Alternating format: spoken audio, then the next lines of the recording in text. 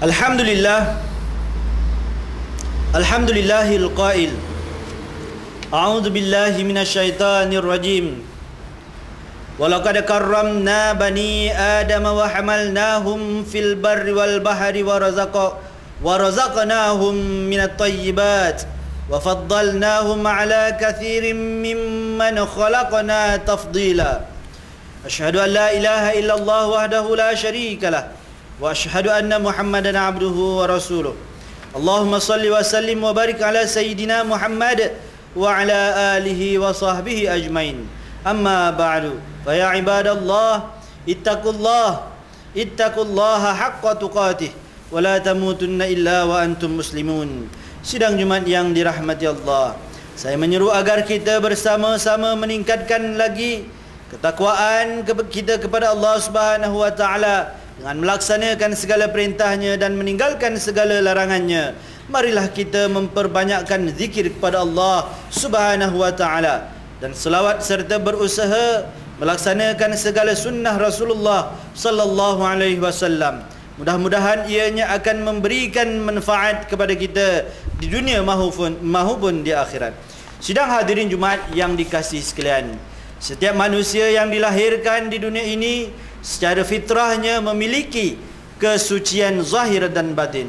Manusia dimuliakan oleh Allah Subhanahu wa taala kerana manusia satu-satunya makhluk ciptaan Allah Subhanahu wa taala yang cukup sempurna dan istimewa walaupun berbeza agama, keturunan, darjat, bangsa, warna kulit mahupun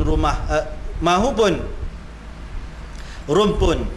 Firman Allah Subhanahu wa taala dalam surah Al-Isra ayat 70 yang bermaksud, dan sesungguhnya kami telah memuliakan anak-anak Adam dan kami telah beri mereka menggunakan berbagai-bagai kenderaan di darat dan di laut, dan kami telah memberikan rezeki kepada mereka dari benda-benda yang baik-baik, serta kami telah lebihkan mereka dengan selebih-lebihnya atas banyak makhluk yang telah kami ciptakan. Namun manusia yang dikatakan Muslim itu ialah mereka yang memiliki keimanan yang teguh kepada Allah Subhanahu wa taala serta ajarannya. Di samping melaksanakan tugas sebagai khalifah Allah di muka bumi ini, demikianlah antara fungsi dan tugas manusia itu diciptakan oleh Allah Subhanahu wa taala. Firman Allah Subhanahu wa taala di dalam surah Ali Imran ayat 110, a'udzu billahi minasyaitonir rajim. Kuntum khaira ummatin ukhrijat lin-nas ta'muruna bil ma'rufi wa tanhauna 'anil munkar wa tu'minuna billah walau amana ahlul kitab lakana khairan lakum. Walau amana ahlul kitab lakana khairan lahum minhumul mu'minuna wa aktsaruhumul fasiqun. Yang bermaksud, kamu wahai umat Muhammad adalah sebaik-baik umat yang dilahirkan bagi faedah manusia, umat manusia, kerana kamu menyuruh berbuat segala perkara yang baik dan melarang daripada segala perkara yang salah, yakni buruk dan keji. Serta kamu pula beriman kepada Allah Subhanahu wa taala dengan sebenar-benar iman. Dan kalaulah ahli kitab, yakni ya orang-orang Yahudi dan Nasrani itu beriman sebagaimana semestinya, tentulah iman itu menjadi baik bagi mereka.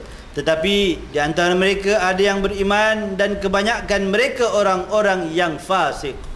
Sidang Jumat yang dirahmati Allah sekalian, realiti umat Islam pada hari ini menunjukkan betapa umat Islam kini memiliki tahap keimanan yang sangat rapuh dan mudah tergugat oleh cabaran pemikiran dan budaya persekitaran. Fenomena negatif yang berlaku di dalam sesebuah masyarakat, bangsa ataupun negara mampu menjadi pengukur ke arah tahap keteguhan dan kesempurnaan iman seseorang individu Muslim. Gambaran buruk yang ditunjukkan oleh individu Muslim bukanlah menggambarkan agama Islam itu, tetapi ianya menunjukkan gambaran kelemahan individu muslim itu sendiri.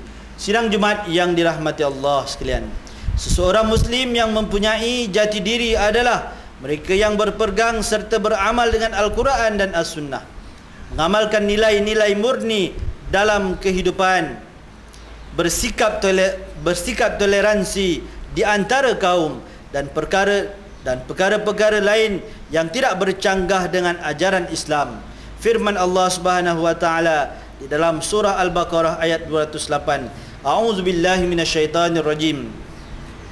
Ya ayyuhalladzina amanu dukhulu fis-silmi kaffah wa la tattabi'u khutuwatis syaitan innahu lakum aduwwum mubin. Yang bermaksud, wahai orang-orang yang beriman, masuklah kamu ke dalam agama Islam dengan mematuhi segala hukum-hukumnya, dan janganlah kamu menurut jejak langkah syaitan.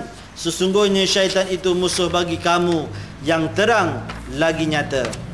Firman Allah Subhanahu wa taala,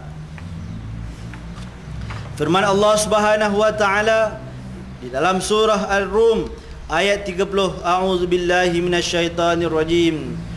Fa aqim wajhaka lid-din hanifa fitratallahi allati fataras samaa fitratallahi allati fataran nas 'alaiha la tabdila li khalqillah dzalika ad-dinul qayyim walakinna aktsaran nas la ya'lamun. Yang bermaksud, setelah jelas kesesatan syirik itu, maka hadapkanlah dirimu, yakni engkau dan pengikut-pengikutmu wahai Muhammad, ke arah agama yang jauh dari kesesatan. Turutilah terus agama Allah, yaitu agama yang Allah menciptakan manusia dengan keadaan bersedia dari semua kejadian untuk menerimanya. Tidaklah patut ada sebarang perubahan pada hakik kepada ciptaan Allah itu. Itulah agama yang betul dan lurus, tetapi kebanyakan manusia tidak mengetahuinya. Ajaran agama Islam merangkumi pelbagai aspek kehidupan manusia.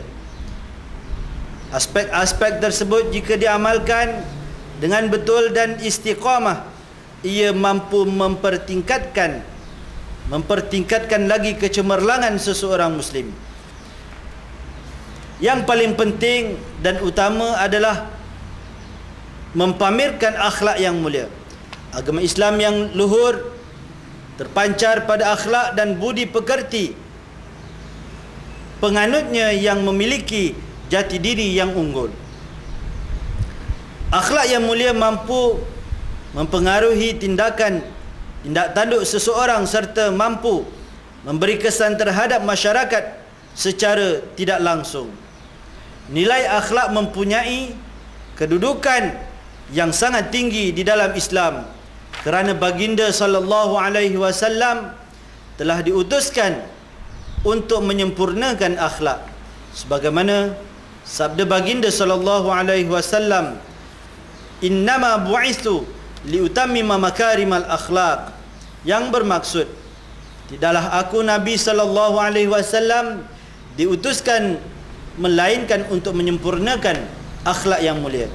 Sidang Jumaat yang berbahagia, demi mempertingkatkan kecemerlangan jati diri muslim, umat Islam juga diseru untuk menuntut ilmu dan mempertingkatkan pengetahuan dalam pelbagai bidang. Tidak dapat disangkal lagi bahawa ilmu pengetahuan menjadi tonggak kejayaan dan kemajuan sesebuah bangsa dan tamadun. Dengan ilmu, manusia akan dipandang mulia, disanjungi, dihormati dan sebagainya.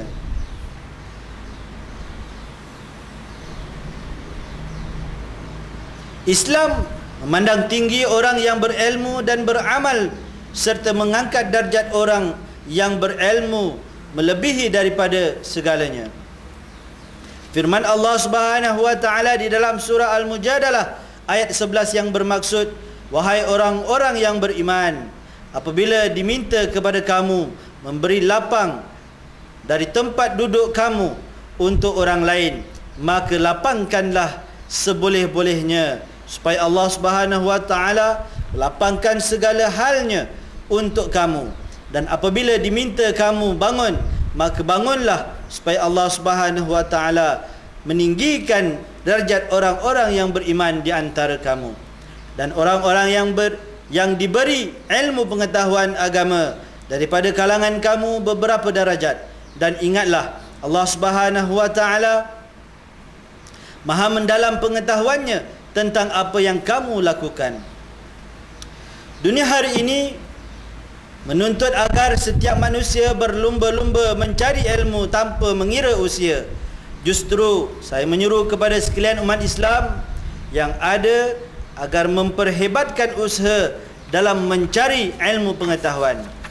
Ilmu tidak semestinya diperolehi daripada pendidikan sekolah, universiti maupun di institusi pengajian. Malah di mana-mana sahaja ilmu mudah didapati, kerana dasar langit terbuka dan dunia tanpa sepadan pada hari ini. Namun begitu, ilmu yang dituntut mestilah ilmu yang memberi manfaat kepada agama, masyarakat, bangsa dan juga negara. A'udzubillahi minasyaitanirrajim. Ya ayyuhalladzina amanu idza qila lakum tafassahu. Ya ayyuhalladzina amanu idza qila lakum tafassahu fil majalisi fafsahu yafsahillahu lakum. Wa idza qila anshuzu fanshuzu yarfa'illahu alladhina amanu minkum walladhina utul ilma darajat wallahu bima ta'maluna khabir. Barakallahu li wa lakum bil Qur'anil azim wa nafa'ani wa iyyakum bima fihi minal ayati wa dzikril hakim wa taqabbala minni wa minkum tilawatahu innahu huwas samiul alim. Aqulu qawli hadza wa astaghfirullahal azim li wa lakum walisairil muslimina wal muslimat wal mu'minina wal mu'minat al ahya'i minhum wal amwat fastaghfiruh innahu huwal ghafurur rahim.